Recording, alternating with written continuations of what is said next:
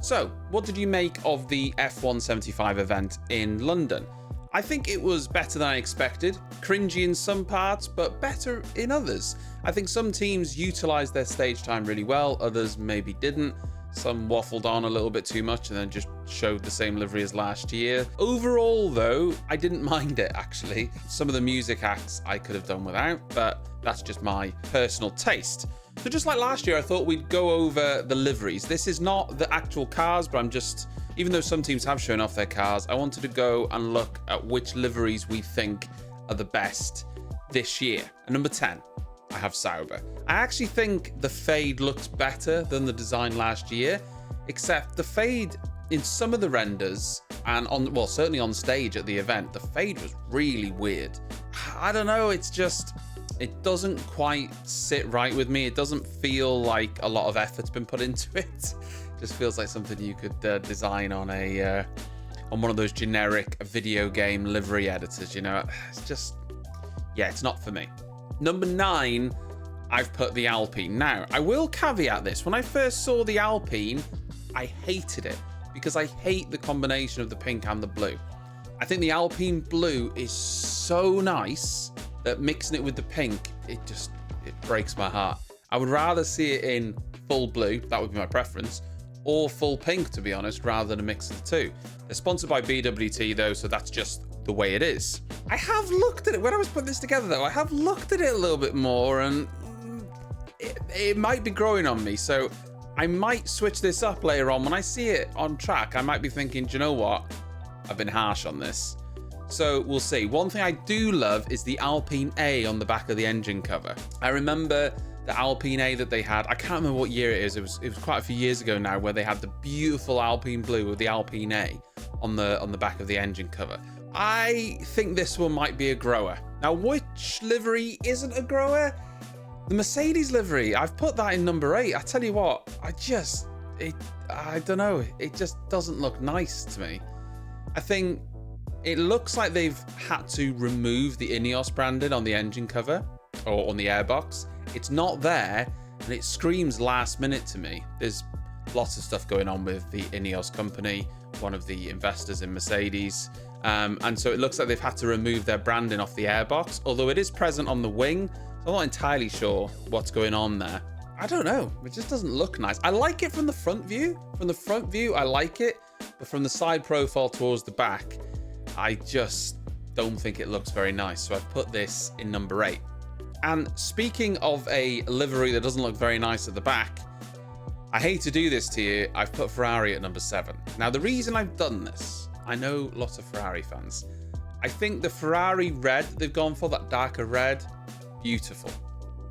I don't think many people would disagree that the HP branding ruins the look of the Ferrari.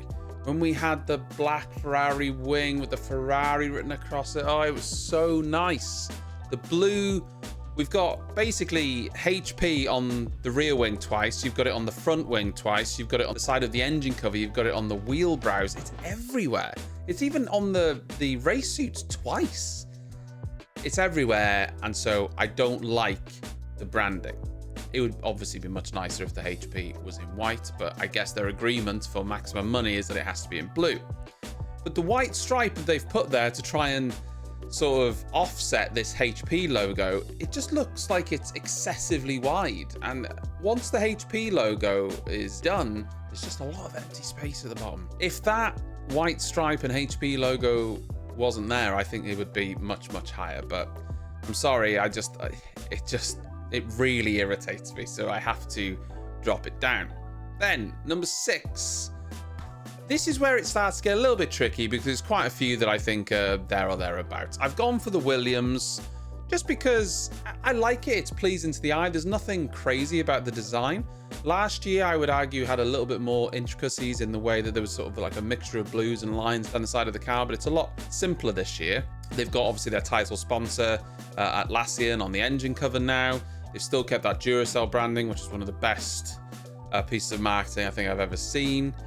I think you've just got this sort of black at the front that leads to blue. I think it looks smart. There's nothing out of this world about it, and it's not incredibly different from last year either, but it looks smart. Then at number 5, we have the Aston Martin. Now, I will say this. I do think this livery is worse than last year, but there's other cars that have done it worse, which is why Aston Martin are at number 5. The only issue I have with the livery is the black carbon fiber on the side pod. If the side pod was green, I think it would look really elegant. But for some reason, maybe weight saving, it has to be weight saving, you've got this black side pod design, and I think it ruins the look of the side profile of the car. And number 4, and a shock to us all, I've gone for Hadz. I don't think the Hadz was a terrible looking car last year. Had a lot of carbon fiber though, didn't it? And because it needed lots of carbon fiber, there was lots of black. This time, a lot more white down the side of the car.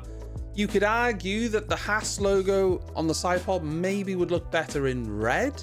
I don't know, I'd have to see it. But I think it's a fairly nice design, even if there is still a lot of black on the engine cover. Maybe that could be broken up a little bit.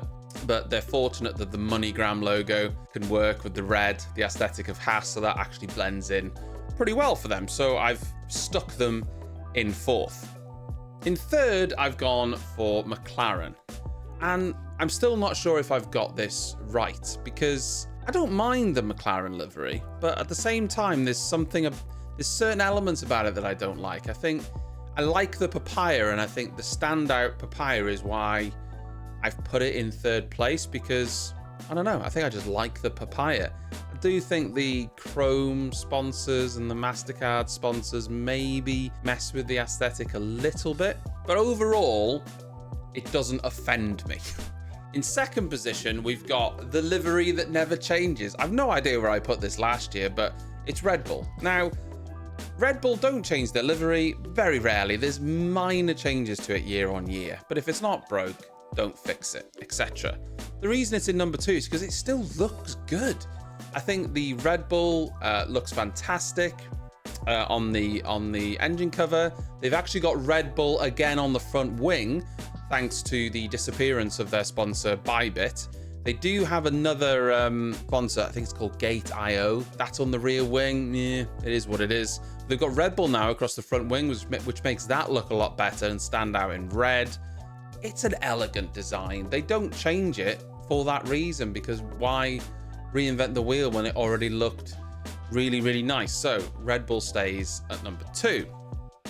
Now, I'm sure you can work out then which is number 1, and that is, and this has shocked me, Visa Cash App Racing Bulls, Mr. VCAB. A terrible name, great livery. So we've actually got Red Bull technically in 1 and 2.